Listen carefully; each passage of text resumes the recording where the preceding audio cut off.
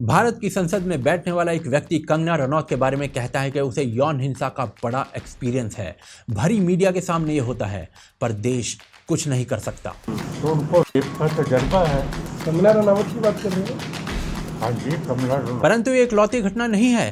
कंगना के पुराने वीडियोस निकाल कर कंगना को स्लट शेम किया जा रहा है।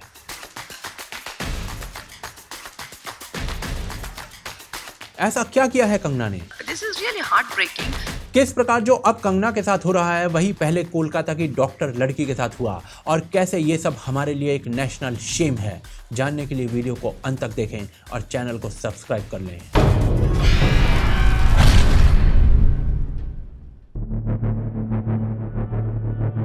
आज जब पूरा देश कलकत्ता में जो महिला डॉक्टर के साथ हुआ उस पर सन्न है, आज जब देश में महिलाओं के साथ अभद्रता को लेकर प्रोटेस्ट हो रहे हैं, आज जब देश की राष्ट्रपति तक बोल उठी है इनफ इज इनफ, उस समय संसद में बैठने वाला एक व्यक्ति कंगना को यौन हिंसा का एक्सपीरियंस बता रहा था। मैं कहना तो नहीं चाहता, रेनॉल्ड साहब को रेप का तो बहुत तजर्बा है, उनसे आगे पूछ सकते हैं कि कैसे होता है। कंगना रनावत की बात कर रहे हैं?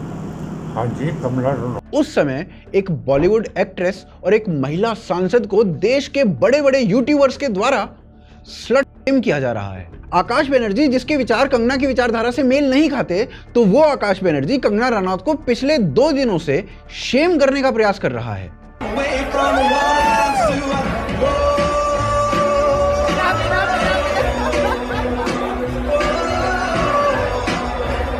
आकाश बनर्जी को कल लोगों ने टोका कि आपकी जो हरकत है ये घटिया है। आप एक सांस में महिला की शेमिंग और दूसरी सांस में फेमिनिज्म या पेट्रियार्की की बात कैसे कर लेते हो। इंसिडेंटली ये वही आकाश बनर्जी है जो फार्मर्स प्रोटेस्ट के समय पर मियां खलीफा को एप्रोप्रिएट कर रहा था और आज कंगना को शेम कर रहा है। क्या कंगना ने कुछ ऐसा किया जो मियां खलीफा ने किया हो? फिर भी कंगना को यह सब कुछ क्यों झेलना पड़ रहा है?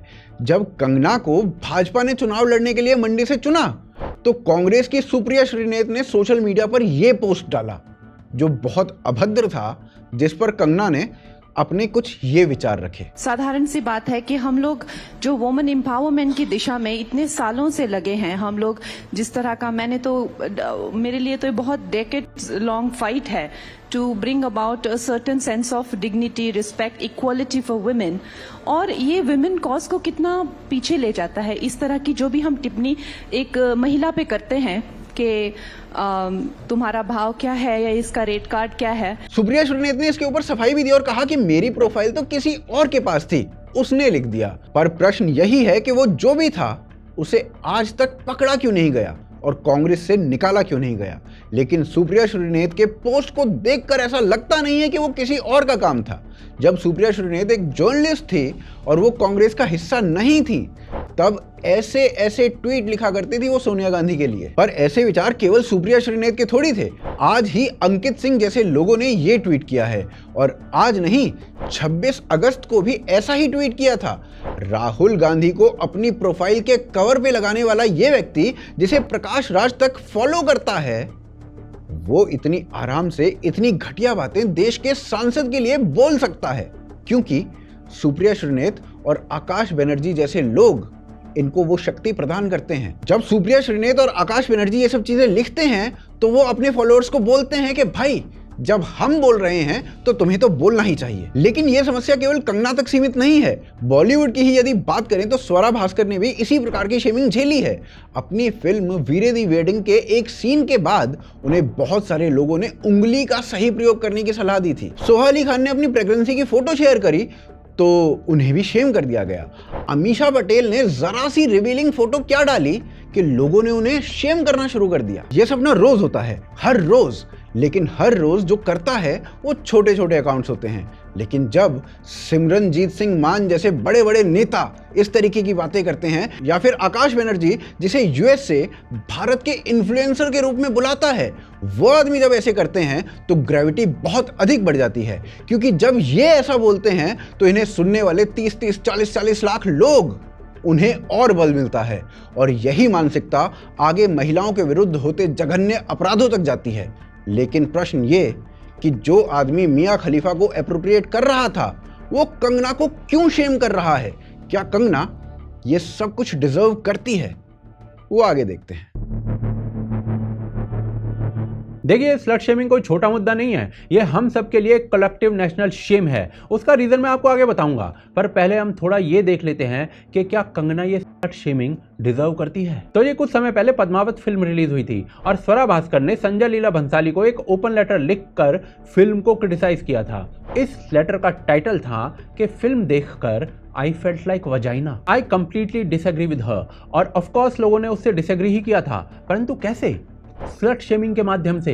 स्वरा भास्कर की फिल्मों से सीन उठाकर फिल्म अनारकली ऑफ आरा में शी प्लेड अ प्रोस्टिट्यूट, तो लोगों ने स्वरा को प्रोस्टिट्यूट ही बोलना चालू कर दिया था और इस पर कंगना रनौत ने स्वरा भास्कर के लिए स्टैंड लिया था। All the way she was criticized and the way she was shamed and bullied was our loss. You know, we as a society we failed. मतलब इतना attention की वजह से आप जूते फेंकेंगे क्या? मतलब इतना this is really heartbreaking.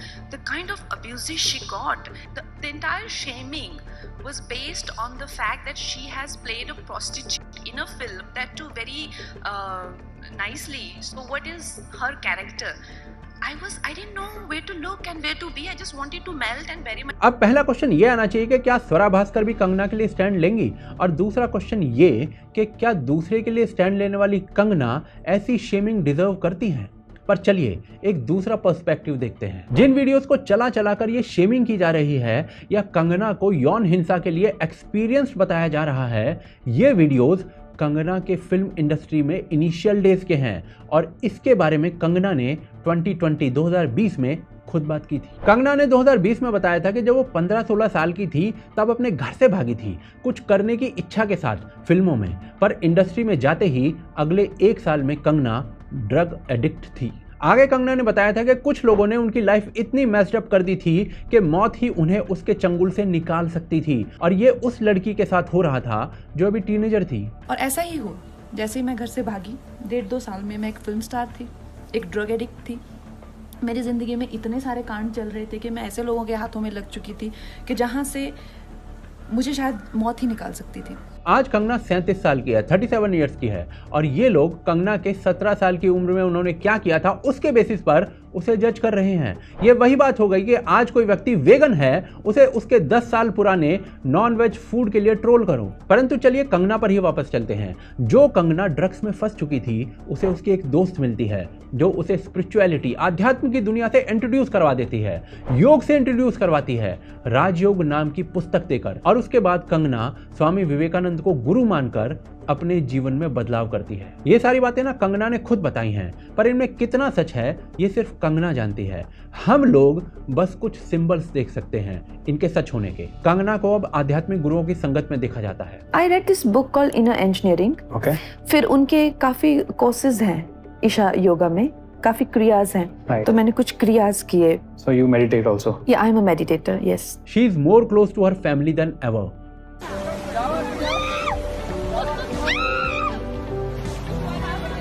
और अगर आज कंगना जिस तरीके से बात करती है उसे पहले से कंपेयर करोगे तो you'll फील कि वो अपनी एनर्जी को बोलने में भी बचा रही है। ये टैक्टिक्स आपको योग ही सिखाता है। कम शब्दों में यदि बात की जाए तो it's a great struggle of life, और सरल शब्दों में यदि बात की जाए तो जिस लाइफ का एग्जाम्पल बनाकर ड्रग्स में फंसे बच्चों को दिखाना चाहिए और उन्हें उससे बाहर लाना चाहिए, उसी को कुछ नपुंसक लोग स्लट शेम कर रहे हैं। कंगना थोड़ी आउटस्पोकन हो सकती है, बट कंगना की ऐसी शेमिंग एक नेशनल शेम है। कैसे, वो आगे देखते हैं। जब हम शेमिंग को इस प्रकार से नॉर्मलाइज कर देते हैं, वो भी केवल इसलिए कि किसी की वे ऑफ थिंकिंग या पॉलिटिकल आइडियोलॉजी हमसे भिन्न है, और ये काम सिमरनजीत सिंह मान, सुप्रिया श्रीनेत या आकाश बनर्जी जैसे लोग कर दें तो उन लोगों को और बल मिलता है जिनका ना नाम है ना चेहरा। वो बिना नाम बिना चेहरे वाले लोग फिर 2 कदम और आगे जाते हैं और कलकत्ता की महिला डॉक्टर के नाम पर इंस्टाग्राम का पेज बनाते हैं और उसमें लिखा जाता है कि मैं कॉमेडियन हूँ, मुझे जस्टिस दिलाओ BKL, और उस पूरे के पूरे पेज को अश्लील कंटेंट से भर दिया जाता है। फोटो मॉर्फ कर करके उसका कंटेंट बनाया जाता है।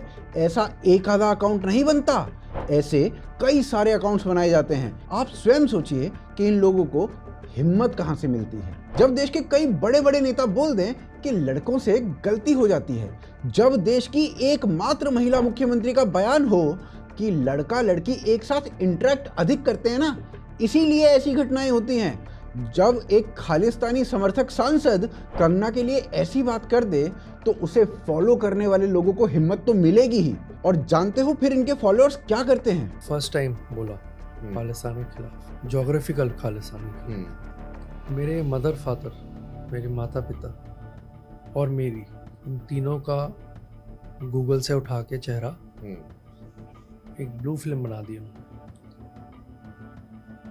और अमेरिका में वायरल कर दी।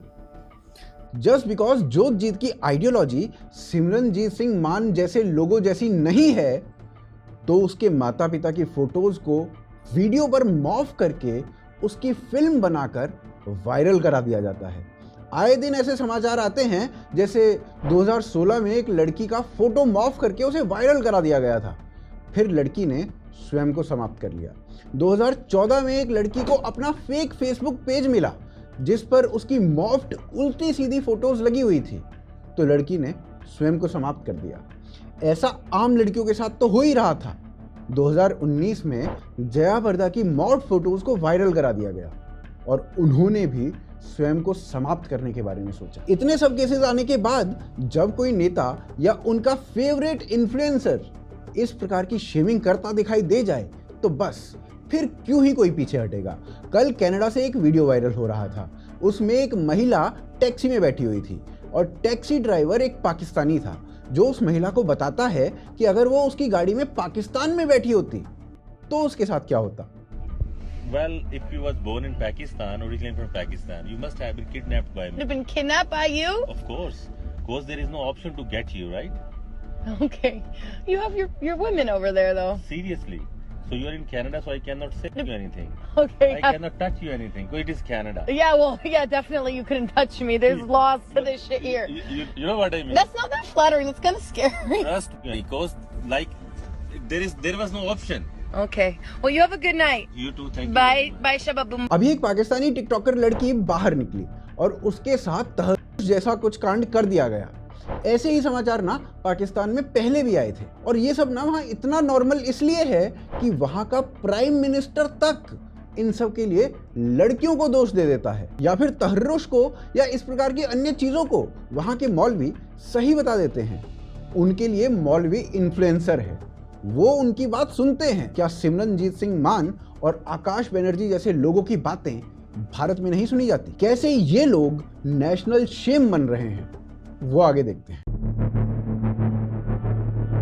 देखिए, लड़कियों को लोग कपड़े पहनने या फिर डांस करने या फिर सनसेट के बाद बाहर घूमने या फिर काम करने के लिए स्लट शेम तो कर देते हैं, पर ये सब केवल शेमिंग तक रहता नहीं है, क्योंकि यहाँ से बात शुरू होती है। ये शेमिंग उस लड़की की बाकी लोगों के सामने एक इमेज बनाती है और इस बनी हुई इमेज से वो लड़की बाकी लोगों को एक आसान शिकार लगने लगता है और वो लड़की वल्नरेबल हो जाती है। 2012 में जो दिल्ली में हुआ या 2024 में जो कलकत्ता में हुआ, उसकी शुरुआत रात को काम करना, स्कर्ट पहनना, रात को फिल्म देखना, इसी प्रकार की स्लट शेमिंग थी। जो आकाश बनर्जी जैसे लोग इनडायरेक्टली कर रहे हैं वो स्लट शेमिंग कहलाती है। यहाँ से बात शुरू होती है, पर जो सिमरनजीत सिंह मान ने कहा वो यौन हिंसा कहलाती है। यहाँ पर बात खत्म होती है और जब तक ये दोनों तरह के लोग हैं तब तक दिल्ली 2012 और कलकत्ता 2024 होता रहेगा। आज हम कलकत्ता 2024 इंसिडेंट को नेशनल शेम तो कह रहे हैं, पर इस सब का आरंभ शेमिंग से होता है और इसीलिए ये शेमिंग जो कंगना के साथ भी की जा रही है वो भी एक नेशनल शेम है। पर ये हो क्यों रहा है कंगना के साथ? क्योंकि कंगना राजनीति में आ चुकी है और पहले से ही राजनीतिक बयान देती है और राहुल गांधी पर इस प्रकार के इस समय बयान दे रही है। उनके बातों से संविधान को ठेस पहुंचाते हैं, तो अब क्या एज देख के या जेंडर देख के प्रधानमंत्री चुना जाएगा क्या? तो फिर कल को वो बोलेंगे कि स्किन कलर से प्रधानमंत्री चुना जाएगा, तो उनको क्या, उनको रिस्पेक्ट नहीं है लोकतंत्र की। कल भी उन्होंने वहाँ पे एक कॉमेडी शो किया, अगर आप देखें कोई उनमें कोई गरिमा नहीं है। क्योंकि कंगना इंदिरा गांधी की तानाशाही पर एक फिल्म लेकर आ रही है और कंगना को गलीज तरीके से शेम करने वाले लोग उस पार्टी के विरोधी हैं जिसमें आज कंगना है। ये वो लोग हैं जो मोदी की किसी पॉलिसी जो इनके हिसाब से गलत है उसे Nirbhaya movement of that policy ये कहने लगते हैं। सोचिए, यौन हिंसा के एक विक्टिम पर किस प्रकार की विकृत मानसिकता के बाद ये बात निकाली होगी। पर अच्छी बात यह है कि कंगना अपने ट्विटर हैंडल से इन बेवकूफों के मुंह पर करारा जवाब दे रही है, जिसे आप स्क्रीन पर पढ़ सकते हैं। कंगना की अपनी कमियां होंगी, she is a bit outspoken, और कई चीजें और होंगी, पर केवल राजनीति के लिए जब हम किसी लड़की को उसके डांस या उसके किसी मूव के लिए शर्मिंदा करते हैं तो कुछ ऐसी चीजें नॉर्मलाइज हो जाती हैं जिससे सारा देश शर्मिंदा होता है, और ये रुकना चाहिए, नहीं तो कलकत्ता होता रहेगा। आप क्या सोचते हैं इस विषय के बारे में, हमें कमेंट्स के माध्यम से बताएं। वीडियो को शेयर अवश्य करें और चैनल को सब्सक्राइब करे बिना ना छोड़ें। सपोर्ट करें हमारे कार्य को पेट्रियन और यूपीआई के माध्यम से, और स्क्रीन पर जो दूसरा वीडियो आपको दिख रहा है उसे अवश्य देखें, वो आपको आगे की जानकारी देगा। पुनः मिलते हैं अगले एपिसोड में।